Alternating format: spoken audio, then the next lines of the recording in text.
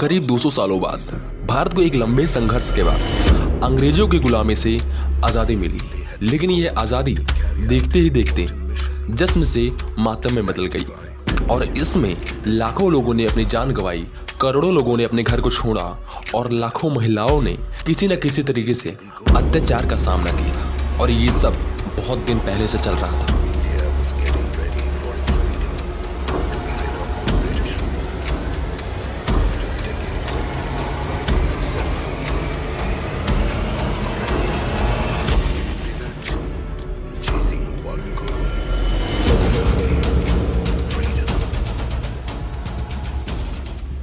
दरअसल जो भारत का बंटवारा हुआ था वो 25% मुस्लिमों के लिए हुआ था और 25% मुस्लिमों ने एक देश को जन्म दिया जिसका नाम पाकिस्तान है। ये बात तो हम सभी जानते हैं। मतलब जो बंटवारा था वो एक धार्मिक बंटवारा था।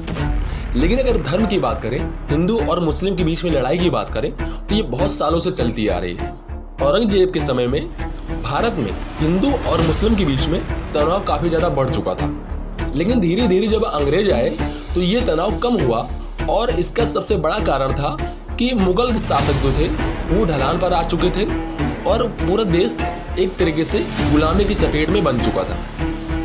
लेकिन जब पहली बार इंडिया ने क्रांति करी थी 1857 में तो अंग्रेजों को धीरे धीरे समझ में आया कि अगर भारत में उन्हें शासन करना है लंबे समय तक तो उनको किसी प्रकार की नीति को अपनाना पड़ेगा। और उन्होंने इंडिया के जितने माहौल को देखा, यहाँ पर इतने धर्मों को देखा, इतनी जातियों को देखा, वहाँ पर उन्हें एक चीज़ पता चल चुकी थी कि अगर इंडिया में शासन करना है तो यहाँ पर आपस में ही लोगों को लड़ाकर, आपस में ही लोगों को बांट कर यहाँ पर शासन किया जा सकता है। जैसे ज़्यादातर हम लोग जानते हैं डिवाइड एंड रूल का नाम से फेमस है ये चीज़ कि अंग्रेज इसी प्रकार से शासन करना चाहते थे और वो जान चुके थे कि इंडिया में इसी तरीके से शासन किया जा सकता है। अंग्रेजों ने पहली बार भारत को धर्मों के आधार में 1905 में बांटना शुरू किया जब बंगाल का उन्होंने बंटवारा किया, जहां पर एक हिस्से में ज़्यादातर मुसलमान रहते थे और एक हिस्से में ज़्यादातर हिंदू रहते थे, जिसके बाद बंगाल में काफ़ी ज़्यादा दंगा हुआ। आप इतना मान सकते हैं कि ये एक चिंगारी थी क्योंकि अब मुस्लिम लीग बनने वाला था। क्योंकि जो मुसलमान थे उस समय पर ब्रिटिश इंडिया में बड़े आधिकारिक लेवल पर नहीं थे, ज़्यादातर हिंदू ही बड़े आधिकारिक लेवल पर थे। तो वो चाहते थे कि भारतीय राजनीति में उनको भी एक स्थान मिले। इसी को देखते हुए 1906 में आगा खान ने 35 लोगों के एक दल के साथ उस समय के इंडिया के वायसराय लॉर्ड मिंटो से मिलने के लिए पहुंचे और उनका मानना था कि मुसलमानों को अधिक से अधिक प्रतिनिधित्व दिया जाना चाहिए इंडिया के राजनीति में और ऊंचे ऊंचे पदों पर, जिसके बाद आगे आने वाले चुनावों में इसका फायदा भी मिला। लेकिन 30 दिसंबर 1906 को एक ऐसी पार्टी का गठन हुआ जिसने पूरे तरीके से हिंदुस्तान में मुसलमानों का नेतृत्व के नाम से पाकिस्तान बना डाला। हम बात कर रहे हैं मुस्लिम लीग की।